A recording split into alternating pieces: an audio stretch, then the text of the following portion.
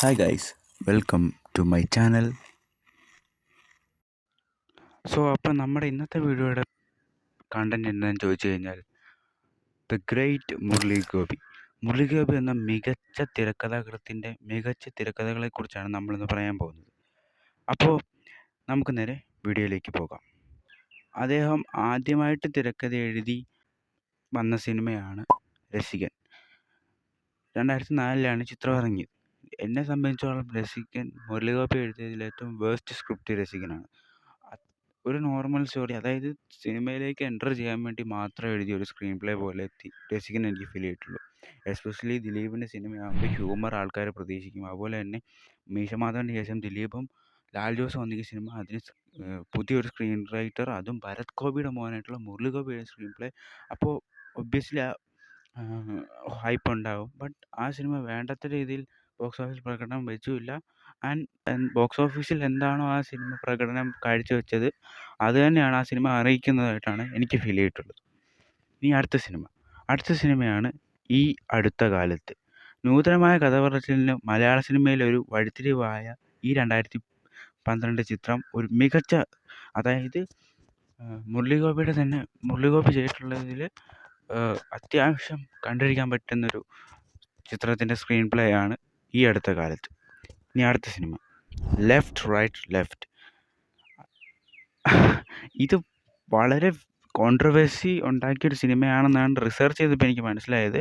പക്ഷേ അതിനെക്കുറിച്ച് കൂടുതലൊന്നും പറഞ്ഞില്ല, കാരണം അത് എത്രത്തോളം സത്യമാണെന്ന് എനിക്കറിയില്ല. കാരണം ഇപ്പോഴത്തെ ട്രെൻഡിങ് ആയിട്ടുള്ള പല ന്യൂസുകളും ഈ ലെഫ്റ്റ് റൈറ്റ് ലെഫ്റ്റിൻ്റെ വിഷയം പലരും എടുത്തിരുന്നതായിട്ട് നമ്മൾ കണ്ടിട്ടുണ്ട്. അതിനെക്കുറിച്ചൊന്നും നമ്മൾ പറയുന്നില്ല. നമുക്ക് ഈ സിനിമയുടെ കാര്യം പറയാം. അതായത് കമ്മ്യൂണിസം, അത് യഥാർത്ഥ കമ്മ്യൂണിസ്റ്റിനെയും ഫേക്ക് ആയിട്ടുള്ള കമ്മ്യൂണിസ്റ്റുകളെയും പോർട്രേ ചെയ്യുന്നൊരു സിനിമയായിരുന്നു ലെഫ്റ്റ് റൈറ്റ് ലെഫ്റ്റ് എന്ന സിനിമ. പക്കാ പൊളിറ്റിക്കൽ സിനിമയാണ്. അതിൽ എക്സ്പെഷ്യലി ഇന്ദ്രജിത്തിൻ്റെ ക്യാരക്ടർ വളരെ മികച്ചതാണ്. ഈ സിനിമയുടെ സ്ക്രിപ്റ്റ് ബുക്ക് നമുക്ക് DC ബുക്കിൽ അവർ പ്രദർശനം ചെയ്തതായിരുന്നു. ഐ തിങ്ക് DC ബുക്കല്ല, വേറെ ഏതോ ഒരു പ്രദർശിപ്പിക്കുന്ന കമ്പനി ലെഫ്റ്റ് റൈറ്റ് ലെഫ്റ്റ് എൻ്റെ സ്ക്രിപ്റ്റ് പബ്ലിഷ് ചെയ്തിട്ടുണ്ടായിരുന്നു. ബട്ട് ഇപ്പം നമുക്കത് അവൈലബിൾ അല്ല, അല്ലെങ്കിൽ ഞാനത് എന്തായാലും മേടിച്ച് വായിച്ച് നോക്കിയേനെ. ബട്ട് മുരളി ഗോപിയുടെ സ്ക്രിപ്റ്റിൻ്റെ പ്രത്യേകത അത് തന്നെയാണ്. ആ സിനിമ നമുക്ക് ഒരിക്കലും ഭയങ്കര എൻഗേജിങ് ആയിട്ടുള്ള രീതിയിലാണ് മുരളി ഗോപി ആ സ്ക്രിപ്റ്റ് റൈറ്റ് ചെയ്തിട്ടുള്ളത്. അതുപോലെ മികച്ചൊരു സ്ക്രിപ്റ്റ് വേറെ ഒന്നും തന്നെ ഇല്ല എന്ന് വേണമെങ്കിൽ പറയാം. അപ്പോൾ അങ്ങനെയുള്ളൊരു സിനിമയാണ് ലെഫ്റ്റ് റൈറ്റ് ലെഫ്റ്റ്. എസ്പെഷ്യലി ഇന്ദ്രജിത്തിൻ്റെയൊക്കെ ഒരു ക്യാരക്ടറാക്കൊക്കെ ഭയങ്കര ഗ്രേറ്റ് ആണ്. ആൻഡ് ഇവിടം തൊട്ടാണ് മുരളി ഗോപി ചെയ്തിട്ടുള്ള സ്ക്രീൻ പ്ലേകളെല്ലാം ബെസ്റ്റ് ആവാൻ തുടങ്ങിയതെന്നാണ് എനിക്ക് പേഴ്സണലി തോന്നിയിട്ടുള്ളത്. അടുത്തതാണ് ടിയാൻ. സാമൂഹിക രാഷ്ട്രീയ സാഹചര്യങ്ങളിൽ ശ്രദ്ധ കേന്ദ്രീകരിക്കുന്ന ഒരു ധീരമായ, ഇങ്ങനെ ഒരു സബ്ജക്റ്റ് എഴുതാൻ അദ്ദേഹം കാണിച്ചൊരു ധൈര്യമുണ്ട്. ആൻഡ് എക്സ്പെഷ്യലി ലെഫ്റ്റ് റൈറ്റ് ലെഫ്റ്റിൽ അദ്ദേഹത്തിൻ്റെ പെർഫോമൻസ് ഒരു ആവറേജ് പെർഫോമൻസ് ആയിരുന്നെങ്കിൽ, ഈ ചിത്രത്തിൽ അദ്ദേഹത്തിൻ്റെ പെർഫോമൻസ്, എസ്പെഷ്യലി വില്ലനായിട്ടും കൂടെ അഭിനയിക്കുന്നതുകൊണ്ട് തന്നെ, ഈ സിനിമയിൽ അദ്ദേഹം കാണിച്ച പെർഫോമൻസ് വളരെ ഗ്രേറ്റ് ആണ്. നിങ്ങൾ ഈയിലുള്ള എല്ലാ മതത്തിലുള്ള ആൾക്കാരും ഒരേപോലെ കഴിയണമെന്ന് ആഗ്രഹിക്കുന്ന ഒരു വ്യക്തിയാണെങ്കിൽ നിങ്ങൾക്ക് ഈ സിനിമ ഒന്ന് ട്രൈ ചെയ്ത് നോക്കാവുന്നതാണ്. കാരണം ടിയാൻ എന്ന സിനിമ ഭയങ്കര ഗ്രേറ്റ് ആയിട്ടുള്ള ഒരു ബ്രില്യൻറ്റ് സിനിമയാണ്. ആൻഡ് ആ സിനിമ എക്സ്പെഷ്യലി നോർത്ത് ഇന്ത്യൻ പശ്ചാത്തലത്തിൽ വരുന്ന സിനിമ ആയതുകൊണ്ട് തന്നെ നമ്മുടെ മലയാളികൾക്ക് തുടക്കം കാണുമ്പോൾ കുറച്ച് ബോറടിക്കും. ഒബ്വിയസ്ലി അത് ബോറടിക്കും, എനിക്കും ബോറടിച്ചു. ബട്ട് നമ്മൾ ആ സിനിമ സത്യം പറഞ്ഞാൽ ആദ്യത്തെ 1.5 മണിക്കൂർ ജസ്റ്റ് ബിൽഡപ്പ് ഡയലോഗ്സും ഫ്ലാറ്റ് ആയിട്ടുള്ള സീൻസും മാത്രമേ ഉള്ളൂ. ആൻഡ് ആ ബിൽഡപ്പിലൂടെ നമ്മളെ അടുത്ത സെക്കൻഡ് ഹാഫ് ആ ഒരു പോർഷൻ ആകുമ്പോഴത്തേനും സിനിമയുടെ കഥയിലോട്ട് എൻ്റർ ചെയ്യത്തുള്ളൂ.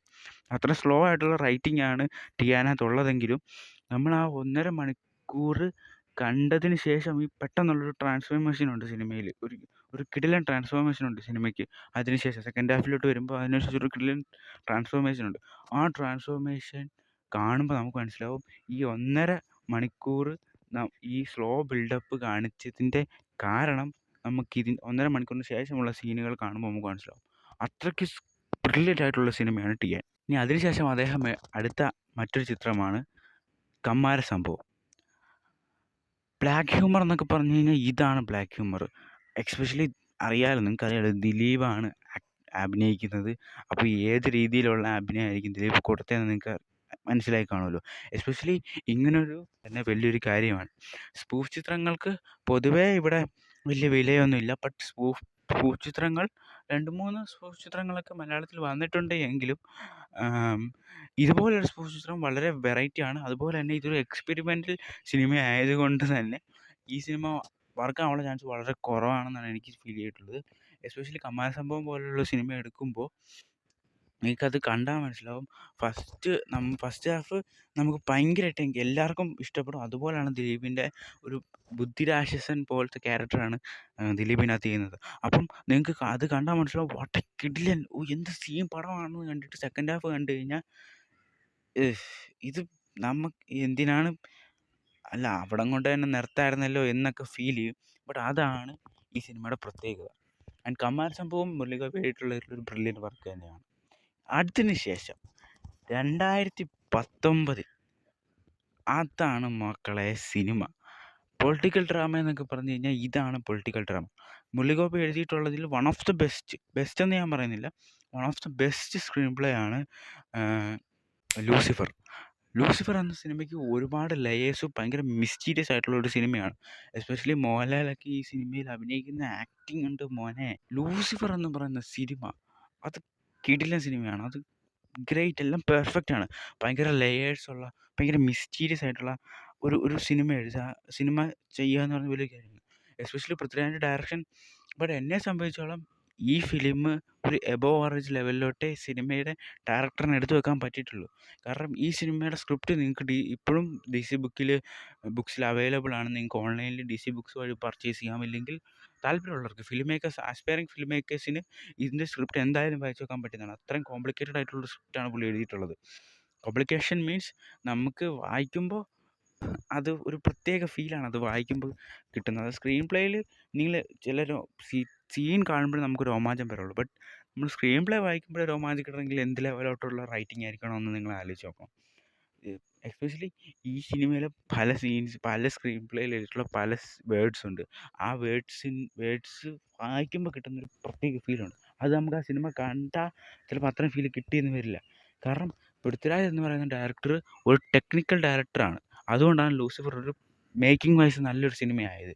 ബട്ട് പൃഥ്വിരാജിന് മുരളിഗോപിയുടെ സ്ക്രീൻ പ്ലേ അതേപടി കൺവേ ചെയ്യാൻ പറ്റിയിട്ടില്ല. അതുകൊണ്ടാണ് മിക്ക ഡയറക്ടേഴ്സും അവരവർ തന്നെ എഴുതുന്ന സ്ക്രിപ്റ്റ് എടുത്ത് ഡയറക്റ്റ് ചെയ്യാൻ ശ്രമിക്കുന്നത്. മറ്റൊരു സ്ക്രീൻ പ്ലേ റൈറ്റർ എഴുതിയ ഒരു സ്ക്രിപ്റ്റ് എടുത്ത് ഡയറക്റ്റ് ചെയ്തെന്ന് നോക്കുമ്പോൾ ഉള്ള പ്രശ്നം എന്താണെന്ന് ചോദിച്ചു കഴിഞ്ഞാൽ ആ സ്ക്രിപ്റ്റ് റൈറ്റർ ഉദ്ദേശിച്ച അതേ സാധനം തന്നെ ഡയറക്ടറിന് എടുക്കാൻ പറ്റിയെന്ന് വരില്ല. അത് വളരെ റെയറായിട്ട് മാത്രമേ ഡയറക്ടേഴ്സിന് അത് കൊണ്ടുപോകാൻ പറ്റത്തുള്ളൂ. നിങ്ങൾ ഏത് സിനിമ എടുത്ത് നോക്കിയാലും ആ സിനിമ കണ്ടിട്ട് അതിൻ്റെ സ്ക്രീൻ പ്ലേ വായിച്ച് നോക്കുമ്പോൾ ഒരു വലിയൊരു അന്തരം നിങ്ങൾക്ക് മനസ്സിലാക്കാൻ പറ്റും. അത്രയും വലിയൊരു വ്യത്യാസം നിങ്ങൾക്കത് മനസ്സിലാക്കാൻ പറ്റും.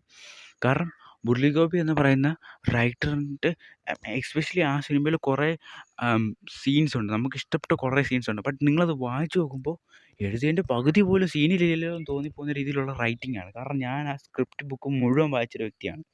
എനിക്ക് തോന്നിയത് ഈ സ്ക്രിപ്റ്റ് എസ്പെഷ്യലി എമ്പുരാൻ കാണാൻ പ്രേരിപ്പിച്ചത് വരെ ഈ സ്ക്രിപ്റ്റ് എഴുതിയോണ്ടാണ്. ചിത്രം കണ്ടപ്പോൾ എനിക്ക് കൊള്ളാം, ഗൂസ് ബംപ്സ് തരുന്ന ഭയങ്കര മിസ്റ്റീരിയസ് ആയിട്ടുള്ളൊരു നല്ലൊരു കിടിലൻ സിനിമയായിട്ട് എനിക്ക് ലൂസിഫർ തോന്നി. പക്ഷേ L2 കാണാനുള്ള എക്സൈറ്റ്മെൻ്റ് ഒന്നും എനിക്ക് ലൂസിഫർ തന്നിട്ടില്ലായിരുന്നു. ബട്ട് ഈ സ്ക്രിപ്റ്റ് വായിച്ചപ്പോൾ എനിക്ക് എന്തായാലും എമ്പുരാൻ കാണണമെന്ന് തോന്നി.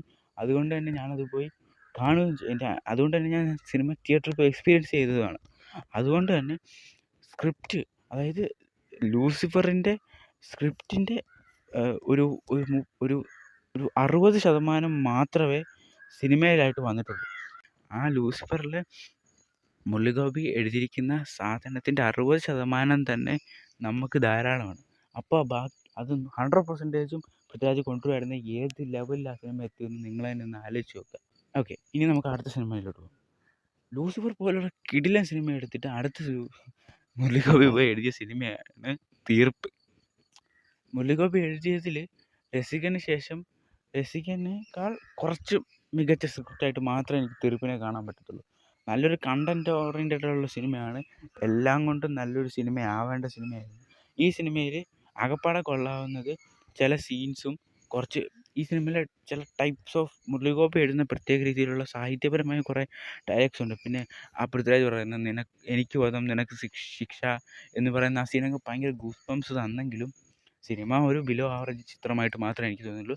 കാരണം പിന്നെ നിങ്ങൾ ശ്രദ്ധിക്കുക, പൃഥ്വിരാജ്, ഇന്ദ്രജിത്ത്, വിജയ് ബാബു പോലുള്ള ആക്ടേഴ്സ് എല്ലാം ഈ സിനിമയിൽ അഭിനയിച്ചിട്ടും ചിത്രം ഒരാഴ്ച 2 ആഴ്ചക്കുള്ളിൽ തന്നെ വാഷ് ഔട്ടായി പോയി ഉള്ളതാണ് വാസ്തവം.